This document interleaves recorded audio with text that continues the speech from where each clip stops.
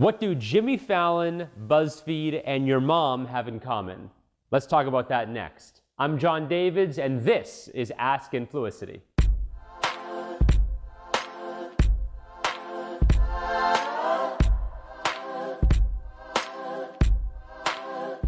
One of the greatest devices when you're creating content for social media is to tap into the power of nostalgia. Think about this.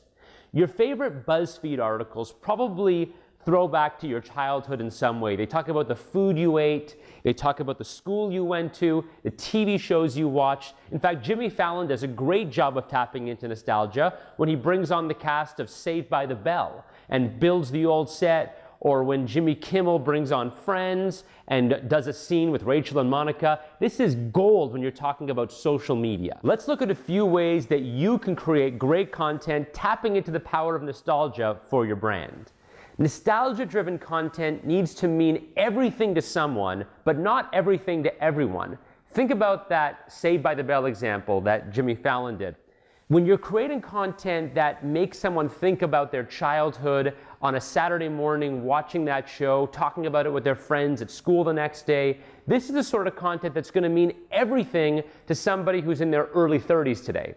But you show that same Saved by the Bell clip to someone who's 19 years old, it means nothing. It falls flat. And that's the idea. You want it to resonate so much with your target audience, but not with everybody. It doesn't need to resonate with everybody. It needs to resonate with the people that you want to buy your product. When you're thinking about nostalgia, think in terms of visuals and pictures. That's what's going to resonate the most. The written word is okay, and of course things like smell and touch are great, but it's kind of hard to do that over the internet. Visuals, memes, pictures, GIFs, that's what's going to spread virally on social media. Another key is to make sure that the nostalgic content aligns with a positive emotion. So it's not good enough to say, hey, this is something that happened in my childhood, but this is something that happened in my childhood that brought joy, that brought happiness, that made me think about fond memories with my friends from school, or my teachers, or my parents, or my siblings.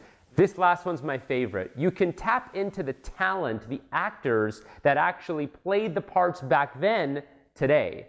Again, going back to that Saved by the Bell example, the actors that actually took part in the show, guess what? They're available. They're not booked up. They're ready to work and they're happy to work. And so that television show was able to get them on to take part in this comedy sketch.